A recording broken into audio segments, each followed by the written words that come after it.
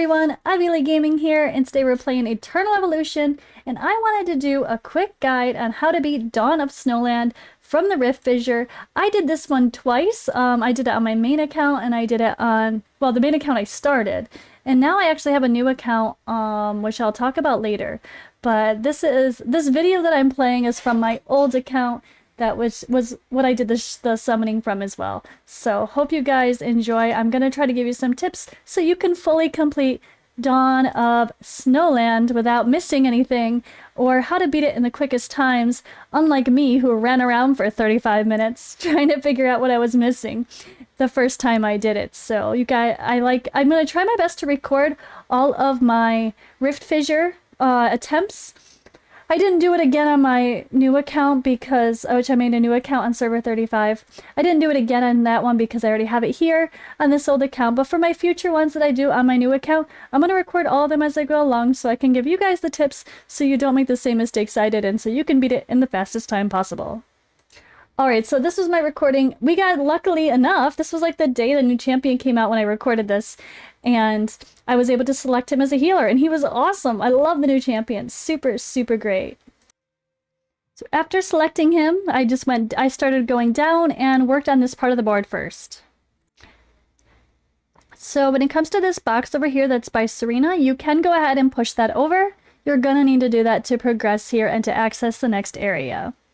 So go on ahead, push that box. I was hesitant at first, but go ahead and do it. Alright, we're over to the next area and we can start to clear out some of these fights. Make sure you do every enemy fight, guys. With some exceptions, which you probably noticed in the last one, there are times where some of the, especially the difficult bosses, you can actually blast through them with the boulders like the last one. But this one does not have one of those, unfortunately, unless I missed something, which I could have. But I did not see any ways to knock out any enemies along the way, like the Rift Fissure before this. So this, just make sure you complete all the battles at the end. If you could save if there's certain ones you can save to the end that are just off to the side that you want to do that are a little bit harder, feel free. But you're gonna need to kill everything at the very end, or kill it, knock it out, whatever the hell the board actually offers. You're gonna need to do that in order to get 100% completion. So here. Let's see, you come over, you activate this, and it actually knocks out the piles of snow so you can go up there to the next area. Which is part of the story, of course. Here I test this other spot as well to see what's going to happen with this one. We got a laser, another ball comes out, and it stops. So we're obviously going to need to move that box over to redirect what way the sphere is going to go through that transposition machine so it can continue on a different path. So that's something we're going to have to come back later for. But for now, we're going to have to do those battles, and honestly, we're going to have to move that box in order to get this box. We're going to have to move in order to complete the rest of this map. So time to beat those bosses, which I'm going to skip for now. All right. We moved that box out of the way, collected the rewards, and now we're on this side over here. And actually, what you're going to need to do, you can move this box over just to get to that side, or you can go around the other way. But that box does need to stay in the position it's in right now for part of this map, which I'll show you in a minute. Let me skip ahead here and come right back. So I do move this out of the way, but what I should have done was go across and move it back, and I'll show you why. There we go. We eventually moved it into that spot, and then we got to come up here to this inactive pad.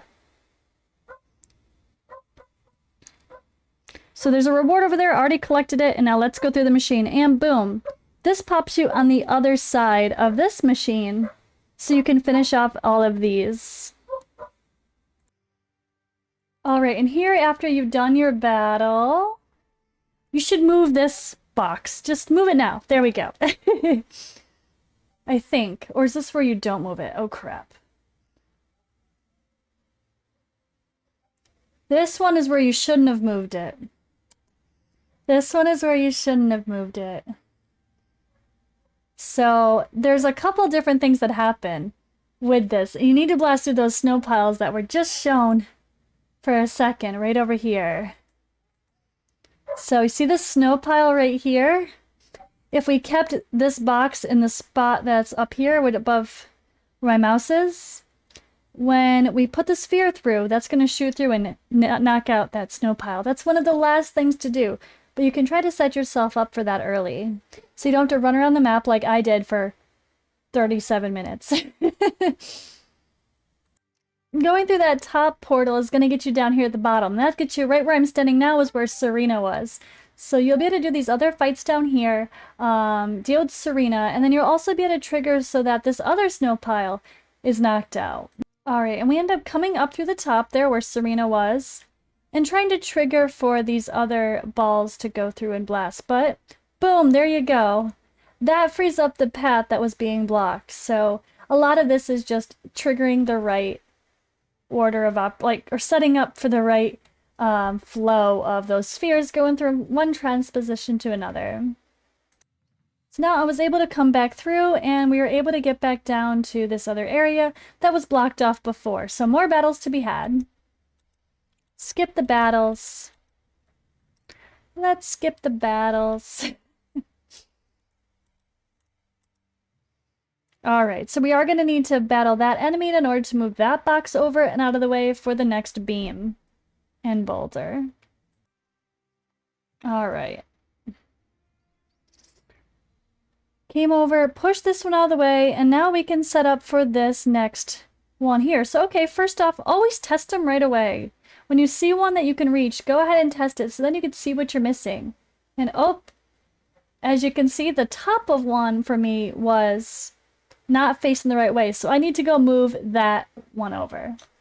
So you need to go back through the machines and get back to the top to move that box over, so then that will be redirected and it will knock out that snow pile. So here we are, we're going to run back down, realizing what we need to do. I'm going to run back to this machine, poop, we pop up here, push that one over. But you could have avoided that if you had actually had that set up ahead of time and had that redirected like I pointed out earlier.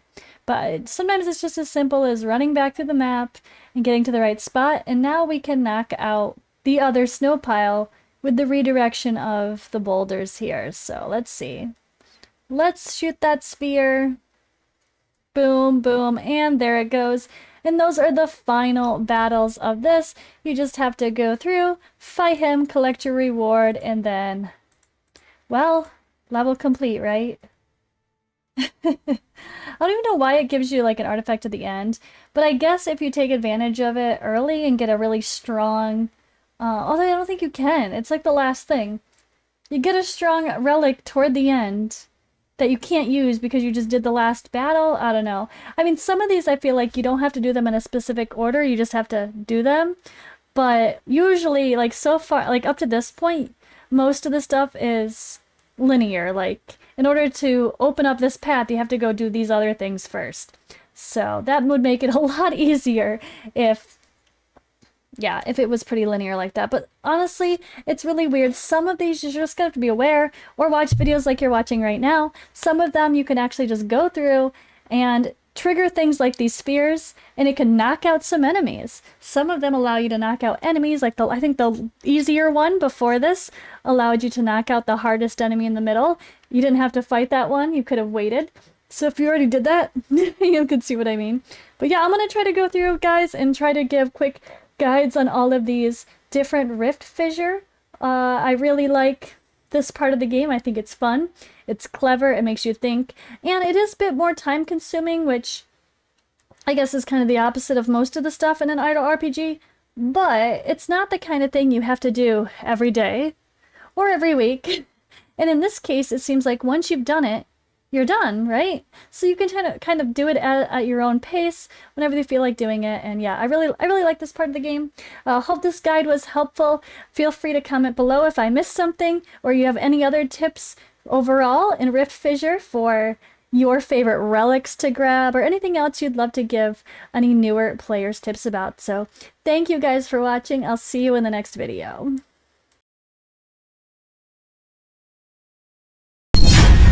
Eternal Evolution. Play now for free.